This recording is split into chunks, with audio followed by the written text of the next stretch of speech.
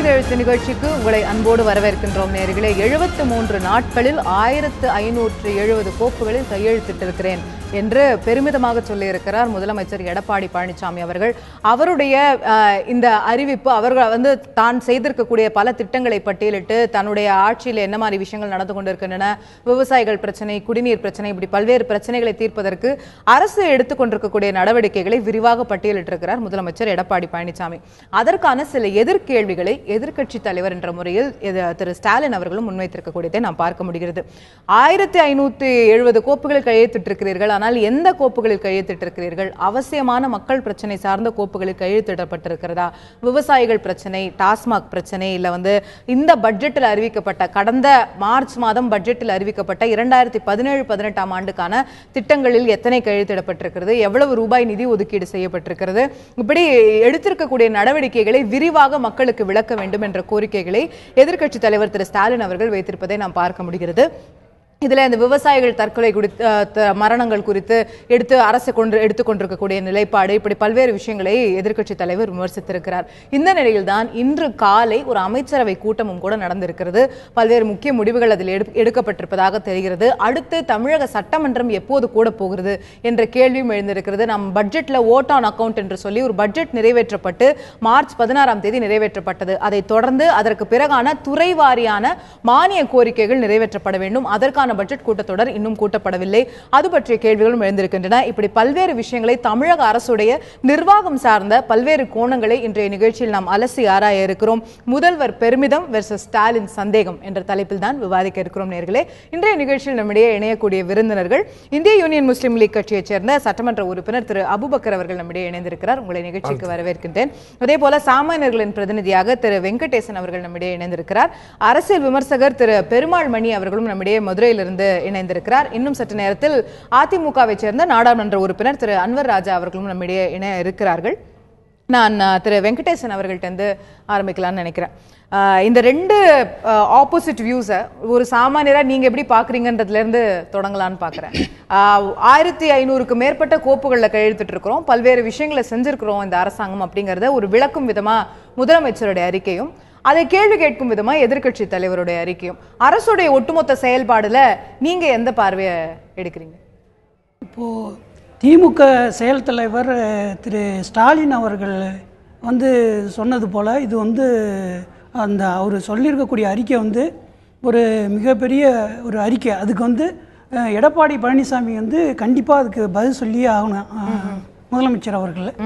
இது சாதாரணமாக அதை ஒதுக்கி விட முடியாது. இவர் சொல்லியிருக்கிறது, ஸ்டாலின் சொல்லியிருக்கிறது.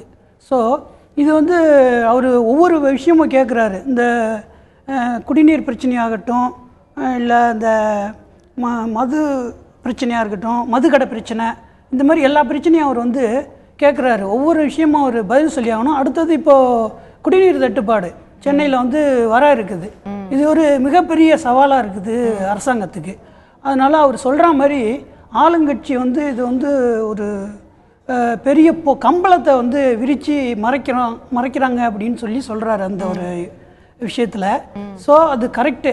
அதுமாரி அந்த கம்பளத்தை ஸ்டாலின் அவர்கள் ஒரு மிகப்பெரிய ஒரு கூர்த்தீட்டப்பட்ட ஒரு கத்தி மாதிரி அவரோட அறிக்கை இன்னைக்கு அந்த கம்பளத்தை கிழிச்சிருக்கிறாரு. ஸோ அது அந்த கத்தி இரு பக்கமும் கூர்த்தீட்டப்பட்ட கத்தியாக நான் பார்க்குறேன். ஏன்னு கேட்டால் இதே பிரச்சனைகள் திமுக ஆட்சி காலத்துலேயும் இருந்திருக்கு. இதே மது பிரச்சனைகள், மதுக்கடையை மூடணும்னு சொல்லி பெண்கள் உட்பட எல்லாருமே போராடி இருக்காங்க. அவங்க போராடுறப்போ இதே போலீஸை வச்சு அவங்க இப்போ இந்த அதிமுக அரசு எப்படி அவங்கள விரட்டி அடிக்குதோ அதே மாதிரி திமுக ஆட்சிலையும் இது நடந்திருக்குது. இதே தண்ணி பிரச்சனை, இதே வேலையில்லா திண்டாட்டமோ இல்லை மற்ற எந்த விவசாயிகள் பிரச்சனையாக இருக்கட்டும், எதுவாக இருந்தாலும் இவங்க ஆட்சிலையும் நடக்குது, அவங்க ஆட்சிலையும் நடக்குது. ரெண்டு பேருமே ஆட்சியில் இருக்கிறப்போ ஒரு மாதிரி பேசுகிறாங்க, இல்லாதப்போ ஒரு மாதிரி பேசுகிறாங்க. அப்படிதான் நான் பார்க்குறேன். சோ இதே திமுக ஆட்சியில இருந்தப்போ அதிமுக இது போன்ற அறிக்கைகளை விட்டுருக்கோம். இப்போ அதிமுக ஆட்சியில இருக்கும்போது திமுக அறிக்கையை எடுத்து அவ்வளவுதான். சோ இப்படி மாறி மாறி தான் நடந்துட்டு ஒரு அமைச்சர் சொல்றாரு, இப்போ அந்த இந்த வறட்சி இயற்கையா ஏற்படுற விஷயம், இதை இயற்கையாக நடக்கிறது, இதுக்கு அரசாங்கம் என்ன செய்ய முடியும் அப்படிங்கிறாரு. இதே மாதிரி வார்தா புயல் வந்தப்பையும் சொன்னாங்க. அதுக்கு முன்னாடி வெள்ளம் வந்தது. இப்போ அவ்வளோ வெள்ளம் வந்து வீணா போய் கடல்ல கலக்குது. அதுக்கு வந்து எவ்வளோ 1000 கன அடி தண்ணி அது. அந்த தண்ணியை அவங்க வந்து மிச்சப்படுத்தி இருந்தா இன்னைக்கு வந்து இந்த வறட்சியை வந்து நம்ம ஈஸியாக எதிர்கொள்ளலாம். Right, okay. சோ இதுல வந்து இரண்டு ஆட்சிகளும் மாறி மாறி செய்ய வேண்டிய விஷயங்கள் நிறைய இருக்குன்றது ஒரு சாமானியருக்கு வாய்ப்பு இருந்திருக்குது. இன்னைக்கு இந்த ஒரு ஸ்டாலின் அவர்களுடைய கேள்விகளுக்கு முதலமைச்சர் விளக்கம் கொடுக்கணும் அப்படிங்கறதையும் உங்களோட முதற்கட்ட பார்வை பதிவு செய்றீங்க. நான் திரும்ப உங்ககிட்ட வரேன். நான் திரு அபுபக்கர் அவர்கள்ட்ட இந்த விஷயத்தை கொண்டு போலாம்னு நினைக்கிறேன். 2-3 விஷயங்கள்ல திரு ஸ்டாலின் அவர்கள் கேள்வி எழுப்புறாரு. விவசாயிகளுக்கான அந்த 3 லட்சம் வந்து நிவாரணம் வந்து வழங்கப்பட்டதா அப்படின்ற கேள்வி எழுப்புறாரு. டாஸ்மாக் கடைகளை மூடுவதற்கு ஒரு கையெழுத்தாவது முதலமைச்சர் பழனிசாமி அவர்கள் போட்டிருக்கிறாரா அப்படின்னு கேள்வி எழுப்புறாரு. சில விஷயங்கள்ல திரு ஸ்டாலின் அவர்கள் கேட்டிருக்கக்கூடிய சில விஷயங்கள்லயே கூட இதே முதலமைச்சர் கையெழுத்திட்டு இருக்கிறார். அவர் சொல்லியிருக்கக்கூடிய இதே அந்த அவரே பிரஸ் மீட்ல சொல்லியிருந்தாரு, 82 விவசாயிகளுக்கு 3 லட்சம் ரூபாய் கொடுக்கறதுக்கு நான் கையெழுத்து போட்டிருக்கிறேன் அப்படின்னு சொல்லியிருந்தாரு, மரணம் அடைந்த விவசாயிகளுக்கான குடும்பங்களுக்கு. அதே போல இவர் பதவியேற்ற உடனேயே, முதலமைச்சர் பழனிசாமி பதவியேற்ற உடனேயே போட்ட முதல் 5 கையெழுத்துகள்ல ஒண்ணு இன்னொரு 500 கடையை மூடுறது அப்படின்னு சொல்லி டாஸ்மாக் கடைகளை மூடுறதுக்கான. சோ பல கேள்விகள் திரு ஸ்டாலின் அவர்கள் எழுப்பியிருந்தாலும் சில விஷயங்கள் அரசு செயல்பட்டு இருக்குன்றதை மறுக்க முடியல. அதாவது இன்னைக்கு எதிர்க்கட்சி தலைவர் ஒரு அறிக்கை விட்டு அதுக்கு முதலமைச்சர் ஒரு நேற்று பேசும்போது மேடையில் சொல்லியிருக்கார் 1570 கையெழுத்து போட்டிருக்கிறேன். அதுக்கு விளக்கம் எதிர்க்கட்சி தலைவர் கேட்டிருக்கார். எதிர்க்கட்சி தலைவனுடைய விளக்கங்கிறது நியாயமானது. ஏன்னா இந்த அரசாங்கத்தில் எந்த பணிகளும் சீராக நடைபெறவில்லை என்பது எல்லாத்தினுடைய குற்றச்சாட்டு. மக்களினுடைய எதிர்ப்புக்கு கடுமையான ஆளாக்கப்பட்டிருக்கு. ஒவ்வொரு சட்டமன்ற உறுப்பினர்களையும் நாங்கள் பார்த்துட்டு இருக்கிறோம். அண்ணன் சொன்னாங்க டிஎம்கே ஆட்சியில் இருந்தது, ஏடிஎம்கே ஆட்சியில், அதுக்கு இதுக்கு வித்தியாசம் எவ்வளோ இருக்குது. இன்ஆக்டிவ் கவர்னன்ஸ் கிடையாது. இப்போ அவருக்கு தளபதி எதிர்க்கட்சி தலைவர் அவங்க கேட்குற மாதிரி மதுவிலக்கு சம்பந்தமாக எவ்வளோ பெரிய பிரச்சனை நடந்துகிட்டு இருக்குது. டிரான்ஸ்பேரண்டா அவங்க என்ன பண்றாங்கன்னா நெடுஞ்சாலையே மாத்துறாங்க. இப்ப கோர்ட் அதை தடை விதிச்சு மாத்தக்கூடாது. அது வந்து உச்சநீதிமன்றத்துடைய ஒரு உத்தரவு. அதற்கு பிறகு அது இப்ப அது கோர்ட்ல இருக்கு. நகராட்சி நிர்வாகம் வந்துட்டு நகராட்சி டாஸ்மாக் கடையை மூடுறதுக்கு திரு பழனிசாமி அவர்கள் கையெழுத்து போடவே இல்லை அப்படின்னு சொல்லிட முடியாது. 500 கடை அவர் தான் கையெழுத்து போட்டு மூடிருக்காரு. கையெழுத்து போடலைன்னு நாங்க சொல்லல. இல்ல அப்படிதான் அறிக்கையில இருக்குது. அதனால தான் பூரண மதுவிலக்கு பத்தி ஏன் அவங்க வந்துட்டு ஆர்வம் காட்டல, புதுசா ஏன் திறக்கணும்னு நினைக்கிறாங்க. ஏன் தொகுதியிலேயே அதாவது சுப்ரீம் கோர்ட்டினுடைய ஜட்ஜ்மெண்ட் தெளிவா இருக்குது. வழிபாட்டு ஸ்தலங்கள், கல்வி ஸ்தாபனங்கள், மக்களுடைய நடமாடக்கூடிய இடங்கள்ல நீங்க வைக்காதீங்க. இப்போ வந்துட்டு ஒருபடி மேல பொதுமக்களுடைய எதிர்ப்பு இருந்தா வைக்காதீங்கன்னு இருக்கு. ஏன் தொகுதியிலேயே விஸ்டம் ஸ்கூல் இருக்கு, பக்கத்துல வச்சிருக்காங்க. சட்டமன்றத்துல 3 டைம் பேசியிருக்கிறேன். நானே நின்று அன்னைக்கு போய் பூட்டு போன போராட்டம் பண்ணேன். இவ்வளவு நடந்தும் கூட அவங்க அதை அகற்றுறதுக்கு வழி இல்லை. இடங்களை தேடுறாங்க. அந்த விஷயங்களை நான் கட்டாயம் நீங்க வந்து டாஸ்மாக் சார்ந்த பல விஷயங்களை சொல்றீங்க. தளபதி கேட்டிருக்காரு 400 பேர் விவசாயிகள் பல்வேறு அதிர்ச்சியினால இறந்திருக்காங்க, தற்கொலை பண்ணிருக்காங்க. 100 பேர் அதிர்ச்சியில இறந்திருக்காங்க. அரசாங்கத்துடைய அதிகாரப்பூர்வ புள்ளி விவரங்களின்படி தான போக முடியும். அது திமுக ஆட்சியோ அதிமுக ஆட்சியோ மாவட்ட கலெக்டர்கள் ஒவ்வொரு மாவட்டத்திலும் கணக்கு எடுத்து சொல்றாங்க இத்தனை விவசாயிகள் இறந்திருக்காங்க.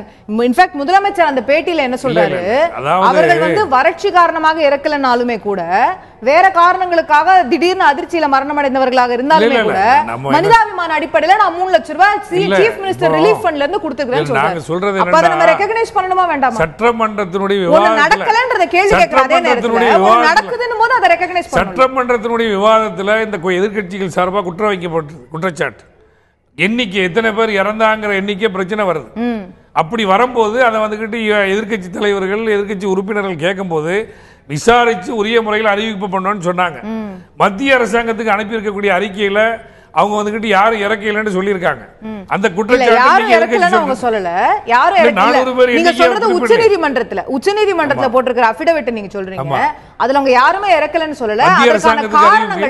அதற்கான காரணங்கள் அவங்க வேறுபட்டு இருக்காங்க. வறட்சியை காரணமா அவங்க சொல்லல. அதுதான் அங்க பிரச்சனையா இருந்ததே தவிர யாருமே இறக்கலன்னு சொல்ல. 82 பேர் இறந்துட்டாங்க. ஆனா அவருடைய இறப்புக்கான காரணம் வறட்சி இல்ல அப்படின்னு தமிழக அரசு சொல்றது. ஏதோ ஒரு விஷயத்தை மட்டும் சொல்லல.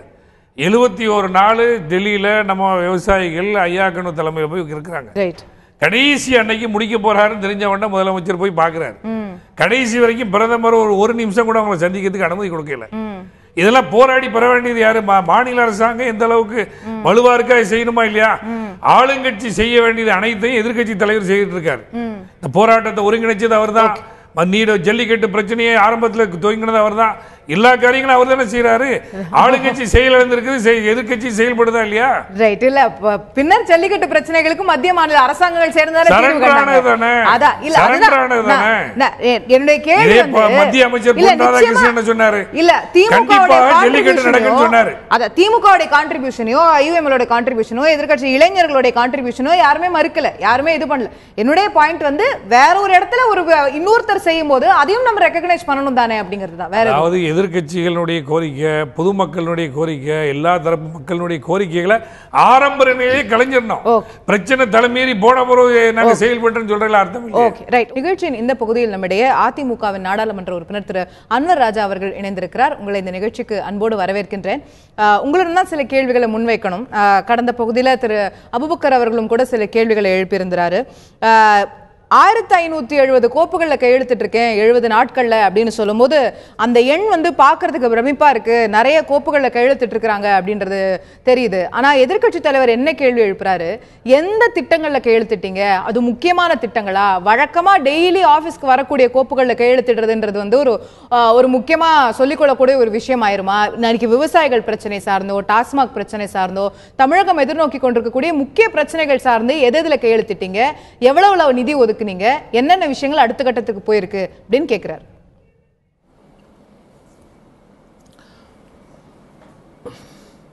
முக்கிய பிரச்சனைகள் என்று எதிர்க்கட்சி தலைவர் எதை நினைக்கிறார்? முக்கிய பிரச்சனைகள் என்று எதிர்க்கட்சி தலைவர் எதை நினைக்கிறார்? விவசாயம். அவர் கேட்கின்ற கேள்வி என்ன? கடையை மூடுறது. 1560 கோப்புகளில் வந்து முதலமைச்சர் கையொப்பமிட்டிருக்கிறார். ஏராளமான நல்ல காரியங்கள் தேங்கி நிற்காமல் அந்த நல்ல காரியங்கள் நடைபெற்று முடிவதற்கு வேண்டிய எல்லா கோப்புகளிலும் அவர் கையொப்பமிட்டிருக்கிறார். எதிர்க்கட்சி தலைவர் கேட்கின்ற கேள்வி என்ன? குறிப்பிட்ட கேள்வி என்ன? அது அவர் அறிக்கையில் ஒரு தெளிவு ஒன்றும் இல்லையே. மூட வேண்டும் என்பது ஒவ்வொரு திட்டமா அவர் குறிப்பிட்டு கேட்கிறாரு. நம்ம ஒவ்வொரு திட்டமா எடுத்துக்குவோமா? அவர் முதல்ல என்ன கேட்கிறாரு, விவசாயிகள் பிரச்சனை சார்ந்து தமிழக அரசுடைய நிலைப்பாடு என்ன? உச்ச நீதிமன்றத்துல வறட்சியால எந்த விவசாயியும் உயிரிழக்கல அப்படின்னு ஒரு அபிடவிட் போடப்படுதுன்னா முதலமைச்சருடைய ஒப்புதல் இல்லாம போடப்படுதா? முதலமைச்சருக்கு அதெல்லாம் நாலேஜுக்கு வரலையா அப்படின்னு? இல்ல அதாவது விவசாயிகள் வந்து தற்கொலை செய்து கொண்ட விவசாயிகளின் எண்ணிக்கை இவ்வளவு இல்லை, அதுல இயற்கையான மரணம் இவ்வளவு இருக்கிறது, தற்கொலை செய்து கொண்டவர்கள் இத்தனை பேர் இருக்கிறார்கள் என்ற கணக்கை தான் அந்த அபிடவிட்டை அரசு தருகிறது. மாவட்ட ஆட்சித்தலைவர்களிடமிருந்து அந்த கணக்கை வாங்கி அந்த கணக்கை தான் நீதிமன்றத்தில் அரசு தருகிறது. இதில் ஏதாவது ஸ்டாலின் அவர்களுக்கு வேறு ஏதாவது இதில் கணக்கு இருக்குமானால் சட்டமன்றம் கூடுகிற போது அவர்கள் புள்ளி விவரத்தோடு சட்டமன்றத்தில் சொல்லட்டும். அந்த சட்டமன்றம் முதலமைச்சர் அதற்கான பதிலை தருவார். குற்றச்சாட்டுகளை சொல்லுவது என்பது சட்டம் வெகு விரைவில் கூட்டப்படும். சட்டமன்றம் கூட்டுகிற மார்ச் 16ஆம் தேதி கிட்டத்தட்ட 2 மாசம் ஆக போகுது, 47 நாள் ஆகுது. இப்ப இதோட மானிய கோரிக்கைகள் மீது விவாதம் இன்னும் நடத்தப்படல. எந்த அடிப்படையில அரசாங்கம் தன்னுடைய வரவு செலவுகளை செய்து அதெல்லாம் கேள்விகள் எழுதலையா? இல்ல அதான் சட்டமன்றத்துல வந்து விவாதிங்கன்னு சொல்லும்போது சட்டமன்றத்தை கூட்டினா சட்டமன்றத்துல விவாதிக்கலாம். இது ஒரு இக்கட்டான நேரம். அதாவது சட்டமன்றத்தினுடைய நம்முடைய கவர்னர் உரை, அதற்கு பிறகு பட்ஜெட் தாக்கல், அதில் விவாத பிரதிவாதங்கள் முடிந்திருக்கின்றன. துறை வாரியான மானிய கோரிக்கைகள் இனிமேல் நடக்கும். அதற்கிடையில் ஆர்கே நகர் தேர்தல் வந்ததால் இது தள்ளி போனது. துறை வாரியான மானிய கோரிக்கைகளுக்கான சட்டமன்றம் இப்போது கூடும். ஏன் அந்த தாமதமாயிட்டே போறதுக்கான காரணம்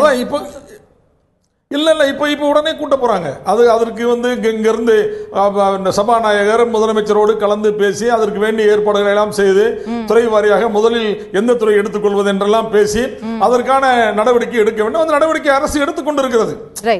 அரசு நடவடிக்கை எடுக்காமல் இருக்க முடியாது. அரசு தொடர்ந்து நடவடிக்கை எடுத்துக்கொண்டிருக்கிறது. இப்ப நீங்க மதுவிலக்கை பற்றி பேசுகிறார்கள். மதுவிலக்கை பற்றி பேசுகின்ற இவர்களால் தான் இந்த மது என்ற கொடிய தமிழ்நாட்டில் வருவதற்கு காரணம் யார்? ராஜாஜி அவர்கள் கொட்டும் மலையில் போய் கலைஞர் கருணாநிதி அவர்களுடைய வீட்டில் வாசல் நின்று சொன்னார், மதுவிலக்கை தளர்த்தாதீர்கள் என்று சொன்னார். 40 ஆண்டுகள் 40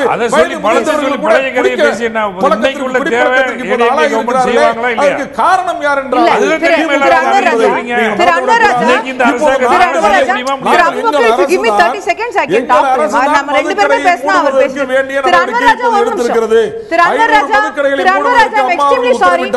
திரு Anwar Raja, please listen to us. Please listen to us திரு அன்வர் ராஜா. நான் என்ன கேக்குறேன்னா, நிச்சயமா நீங்க சொல்ற பல விஷயங்கள் கடந்த கால வரலாறுகள்ல வந்து நான் மாற்று கருத்து சொல்லல. ஆனா இன்னைக்கு இருக்கக்கூடிய கேள்வி, எதிர்க்கட்சி தலைவர் எழுப்பக்கூடிய கேள்வி என்னன்னா, இன்னைக்கு மதுக்கடைகளை, நெடுஞ்சாலைகள்ல இருக்கக்கூடிய மதுக்கடைகளை மூடணும்னு உச்சநீதிமன்றம் ஒரு ஆணை போடும்போது அந்த ஆணையை பைபாஸ் பண்ணக்கூடிய விதமா சாலைகளுடைய பெயர்களை மாற்றக்கூடிய, அதோடைய விதிகளை மாற்றக்கூடிய முயற்சியில தானே தமிழக அரசாங்கம் இருக்குன்னு கேட்கிறாரு.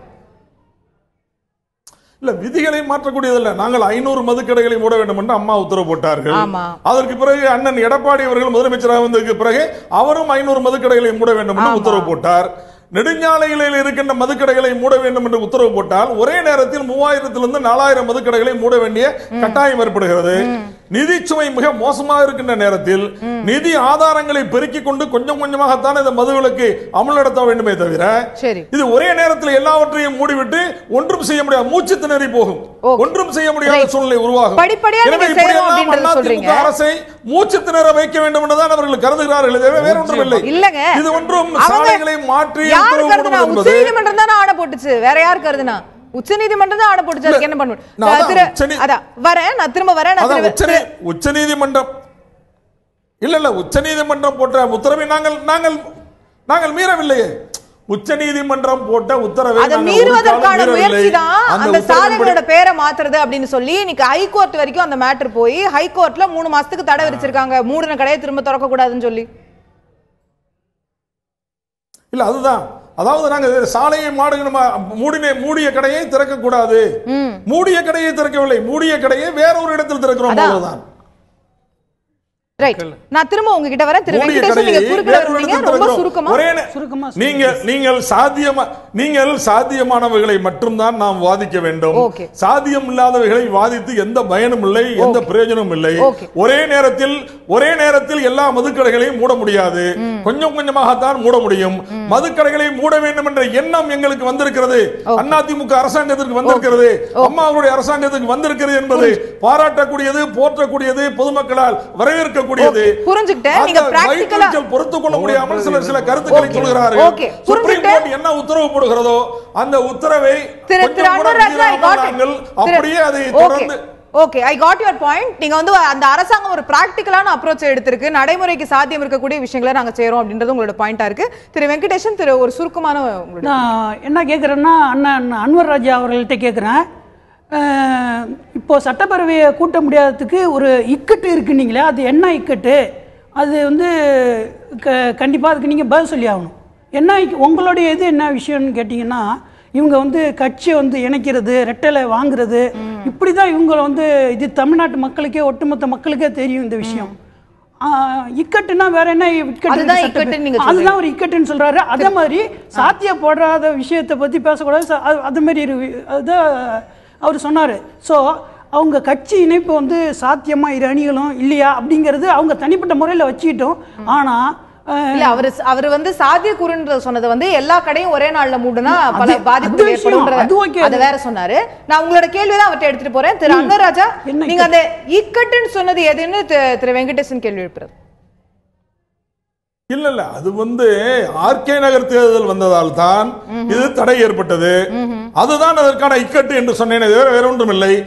இப்போது 5 ஆண்டுக்கு ஒரு முறை இந்த மானிய கோரிக்கையில் நடப்பதில் தாமதம் ஏற்படுகிறது, தேர்தல் காலங்களில் தாமதம் ஏற்படுகிறது.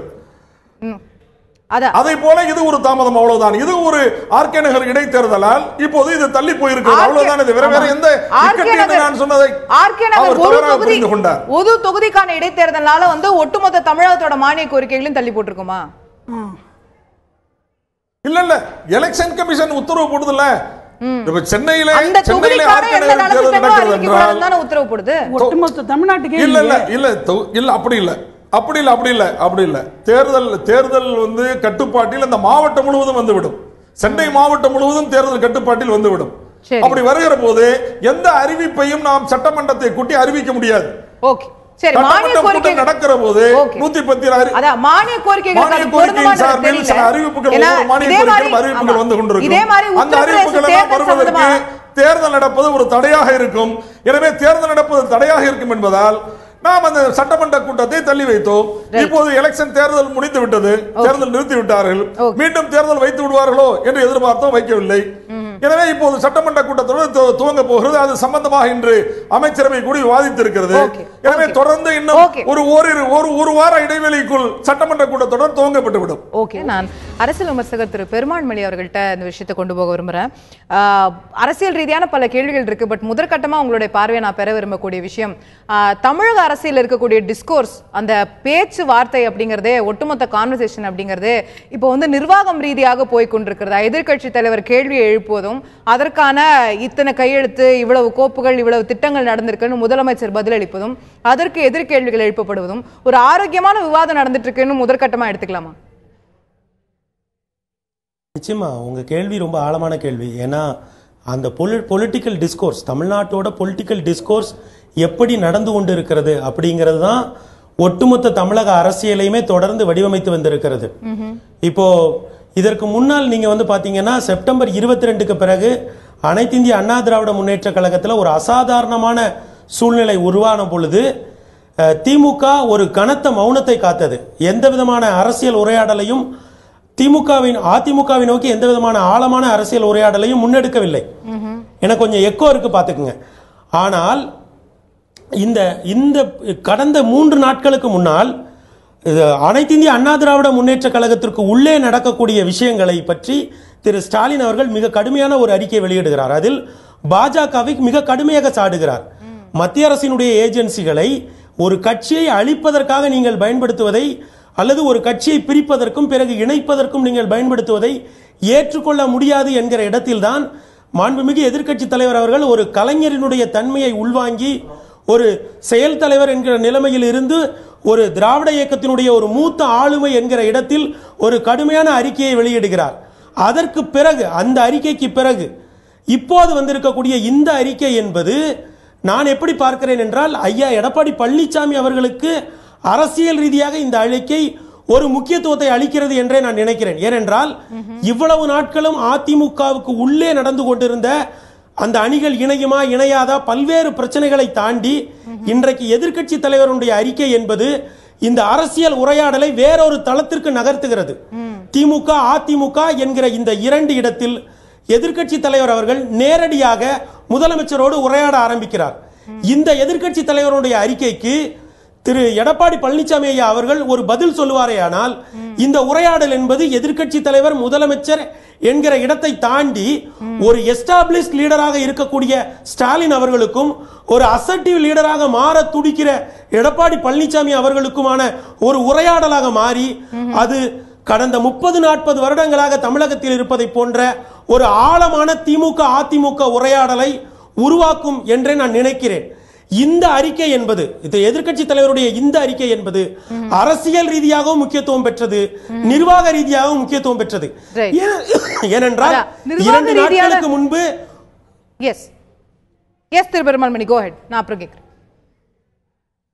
2 நாட்களுக்கு முன்பு அதிமுக பெயரை குறிப்பிடாமல் ஒரு கட்சியை அழிப்பதை மத்திய அரசு சில தங்களுடைய ஏஜென்சிகளை பயன்படுத்தி ஒரு கட்சியை அழிப்பதை ஏற்றுக்கொள்ள முடியாது என்று நேரடியாக அறிக்கை விட்ட எதிர்க்கட்சி தலைவர் அவர்கள் இன்றைக்கு என்ன சொல்கிறார் என்றால், பகட்டான அறிக்கைகள் மூலம் நீங்கள் உங்களுடைய செயலற்ற தன்மையை மறைத்துக் கொண்டிருக்க முடியாது, உண்மையான மக்கள் நல திட்டங்கள் என்ன செய்திருக்கிறீர்கள் என்பதை மக்கள் மன்றத்தின் முன்னால் சொல்ல வேண்டும் என்று கேட்கிறார்.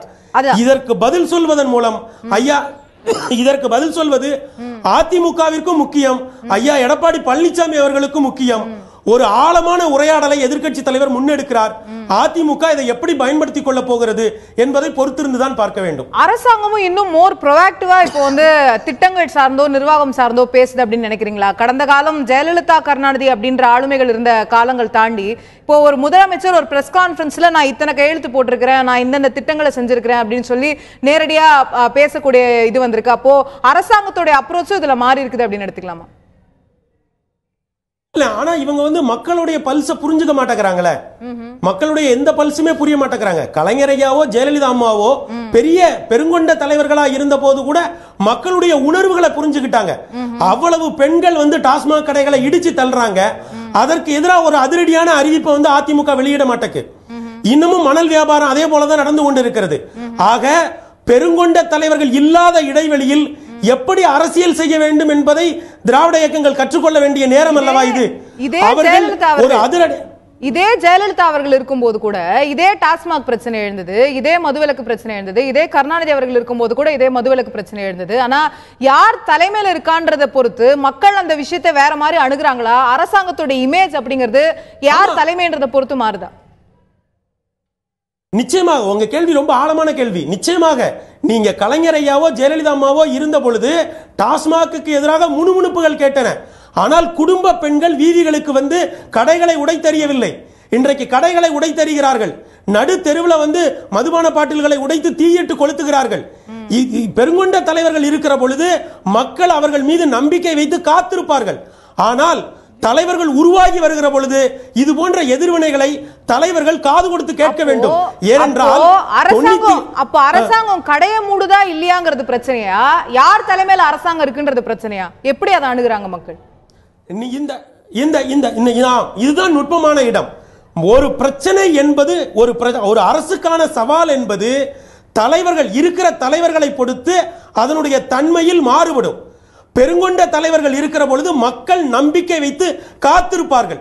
ஆனால் வளர்ந்து வரக்கூடிய தலைவர்கள் இருக்கிற பொழுது மக்கள் அந்த பிரச்சனைகளை எப்படி பார்க்கிறார்கள், மக்கள் தங்களிடமிருந்து எதை எதிர்பார்க்கிறார்கள் என்பதை புரிந்து கொண்டு செயலாற்ற வேண்டும்.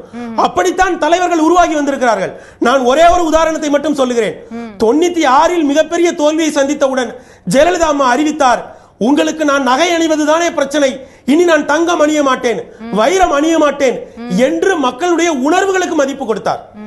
அப்படித்தான் அவர் அதற்கு பிறகு வந்த 15 ஆண்டுகளில் மிக அந்த கேள்விதான் எழுப்புறேன். அப்போ மக்கள் இது போன்ற சிம்பாலிசத்தை தான் எதிர்பார்க்கறாங்கன்னு நம்ம சொல்றோமா? மக்கள் எதிர்பார்க்கறது கவர்னன்ஸ். எங்க வீட்டுல பைப்ல தண்ணி வரணும், டாஸ்மாக் கடையை மூடணும், விவசாயிகளுக்கு நிவாரணம் கிடைக்கணும் அப்படிங்கிற செயல்பாடை மக்கள் எதிர்பார்க்கிறார்களா? அல்லது நீங்க சொல்றது போல நான் நகை அணிய மாட்டேன், நான் கார்ல இருந்து சைரனை கழட்டுறேன் அப்படிங்கிற சிம்பாலிசம் தான் வந்து மக்களுக்கு முக்கியத்துவமா இருக்குதுன்னு நீங்க சொல்றீங்களா? இல்ல இந்த இரண்டும் சிம்பாலிசமும் மக்கள் நலத்திட்டங்களும் சேர்ந்ததுதான்.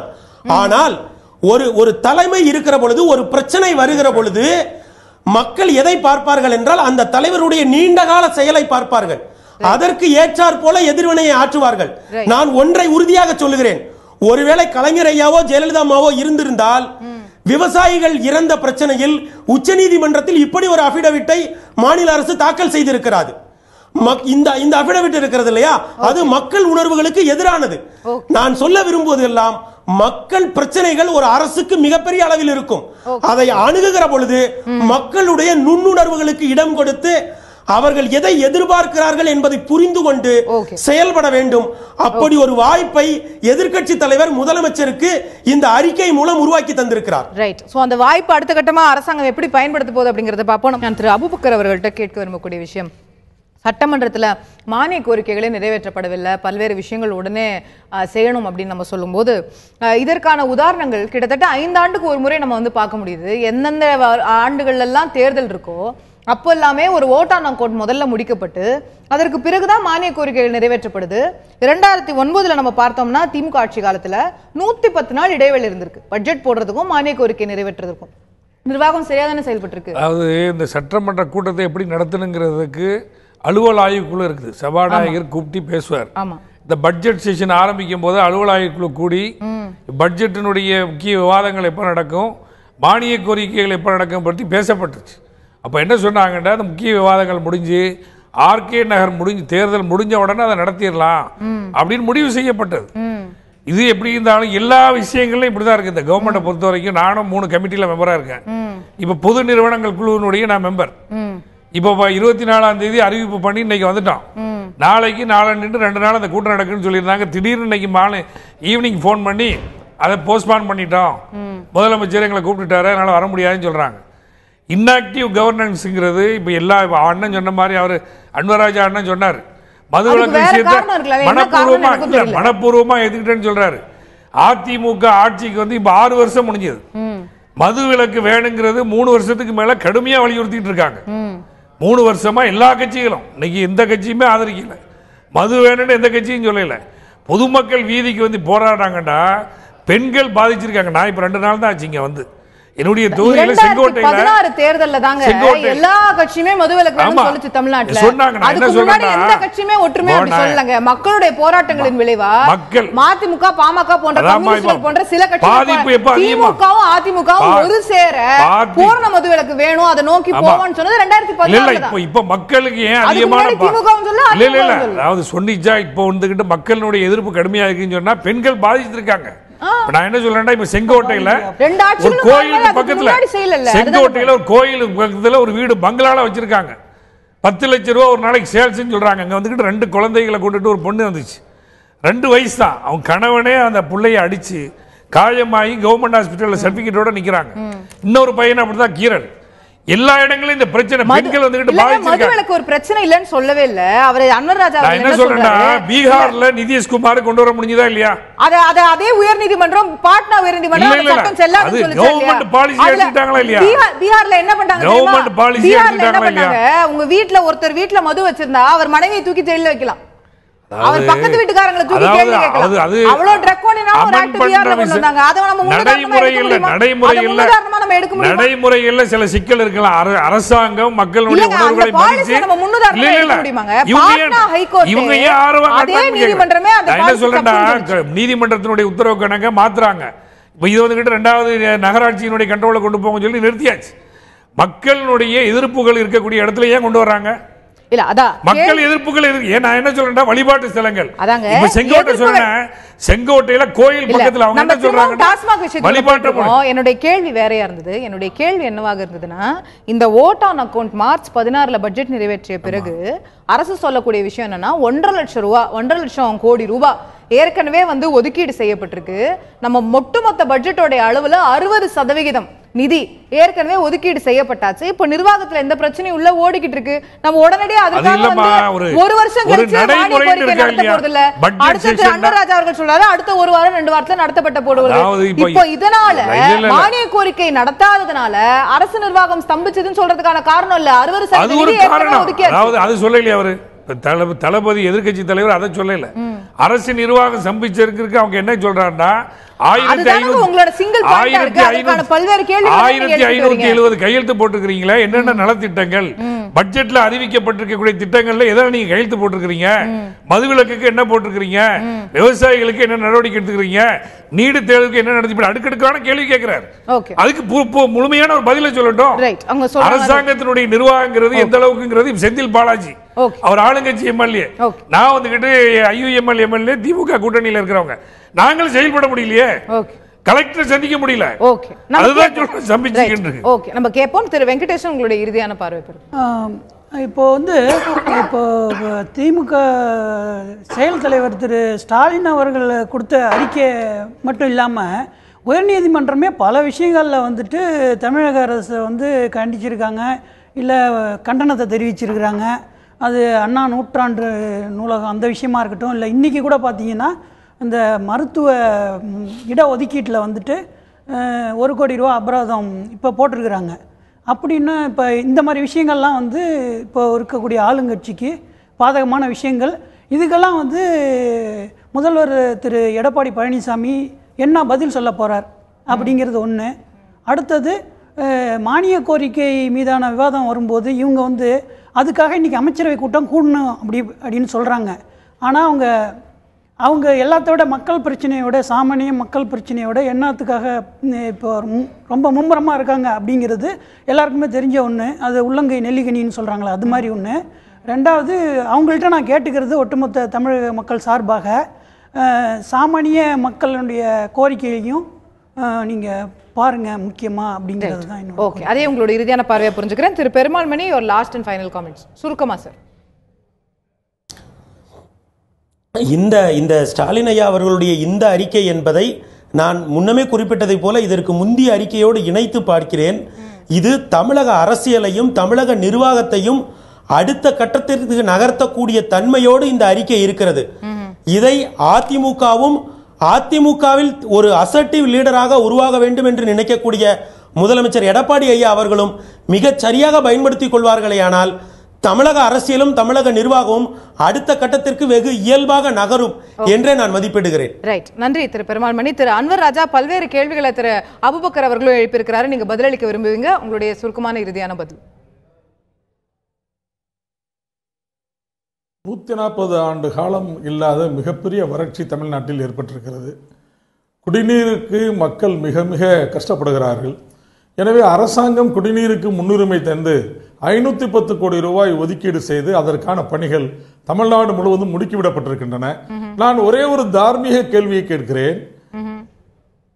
எங்கேயாவது விலைவாசி உயர்ந்திருக்கிறதா?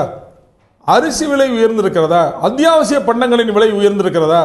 இந்த 3 மாதம் ஏதோ அரசாங்கம் ஸ்தம்பித்து விட்டது என்றெல்லாம் சொல்கிறார்களே, இப்படி ஏதாவது ஒரு நிலைப்பாடு இந்த அரசில் குற்றம் நீங்கள் காண முடியுமா?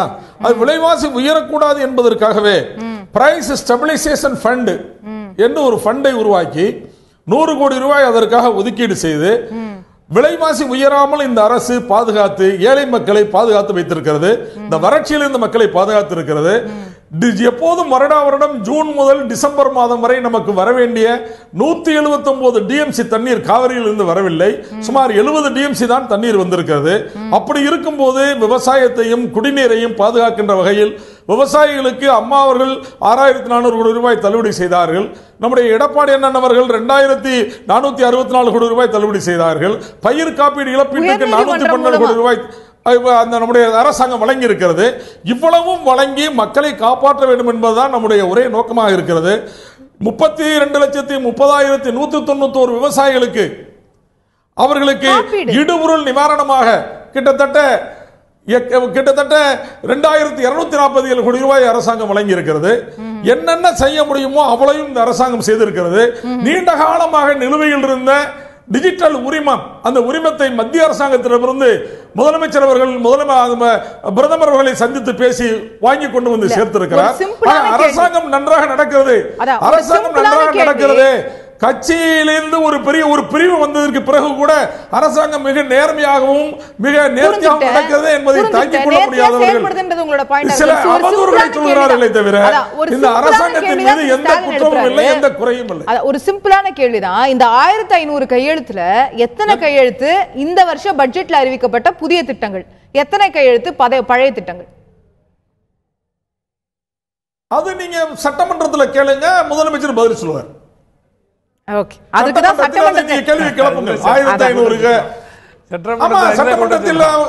நீங்க சட்டமன்றத்தில் இந்த கேள்வியை சட்டமன்றத்தில் ஸ்டாலின் எதிர்க்கட்சி தலைவர் கேட்டால் முதலமைச்சர் அதற்கு விழாவாரியாக பதில் சொல்லுவார். Right, okay okay. இதுக்கு வந்து சட்டமன்றத்தில் பதிலளிக்கப்படும் அப்படிங்கறது உங்களுடைய பதிலா நான் புரிஞ்சுக்கிறேன். அந்த சட்டமன்றம் எப்போது கூடும் என்றுதான் அடுத்த கேள்வியாக இருக்கிறது. அது விரைவில் கூட்டப்படும் அப்படின்னு சொல்லியிருக்கிறீங்க. பொறுத்திருந்து பார்ப்போம் தமிழக சட்டமன்றம் அடுத்ததாக எப்போது கூட போகிறது என்று. ஒட்டுமொத்தமாக வந்து பல்வேறு கேள்விகள் எழுப்பப்பட்டு அதற்கான பதில்கள் கொடுக்கப்பட்டு தமிழகத்தில் அரசியல் சார்ந்த குழப்பங்கள், அதிமுக என்ற கட்சி சார்ந்த குழப்பங்கள் இதெல்லாம் ஒரு பக்கம் ஓடிக்கொண்டிருக்க, நிர்வாகம் சார்ந்த கேள்விகள் எழுப்பப்பட்டு நிர்வாகம் சார்ந்த பதிலளிக்கப்பட்டு வரக்கூடிய ஒரு சூழ்நிலையும் நாம் தொடர்ந்து பார்க்க முடிகிறது. இது சட்டமன்றத்திலும் அடுத்த கட்டமாக எதிரொலிக்க போகிறதா? சட்டமன்றத்திலும் அடுத்த கட்டமாக நாம் ஆரோக்கியமான விவாதங்களை, நிர்வாகம் சார்ந்த விவாதங்களை எதிர்பார்க்கலாமா என்பது ஒரு கேள்வியாக இருக்கிறது. சட்டமன்றம் கூட்டப்படும் போது நிச்சயமாக உங்களுடன் சேர்ந்து நாமும் காத்திருப்போம். பொறுத்திருந்து பார்ப்போம் நேயர்களே. இந்த நிகழ்ச்சியில் கலந்து கொண்டு கருத்துக்களை தெரிவித்த 4 விருந்தினர்களுக்கும் நன்றி. பார்த்த உங்களுக்கும் நன்றி நேயர்களே. தொடர்ந்து இணைந்திருங்கள்.